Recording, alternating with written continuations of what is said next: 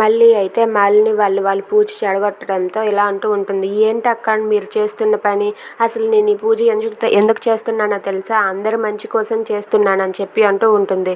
ఆ మాటలకు మాలిని అయితే ఆపవే నీ నాటకాలు, నువ్వు నా కడుపులోని బిడ్డని పోగొట్టి నీ కడుపులోని బిడ్డ క్షేమం కోసమని ఈ పూజ చేస్తున్నావు, నాకు తెలుసు ఇదంతా అని చెప్పి మాలిని అంటుంది. ఇంతలో వసుంధర అయితే దీని అంతటికీ కారణం ఈ నంగనాచే అని చెప్పి మళ్ళీ చెంప పగలగొడుతుంది. అది చూసి అక్కడ ఉన్న వాళ్ళంతా ఒక్కసారిగా షాక్ అవుతారు. ఇక మళ్ళీ చెంప పగలగొట్టడంతో గౌతమ్ అయితే ఒక్కసారిగా కోపంతో రగిలిపోయి వాళ్ళ అత్త మీదకి చెయ్యెత్తుతాడు. అత్త ఏం చేస్తున్నావు, నా భార్యనే కొడతావా అని చెప్పి వసుంధర పైన గౌతమ్ అయితే చెయ్యెత్తుతాడు. చెయ్యెత్తగానే మాలిని వచ్చి అయితే అడ్డుకుంటుంది.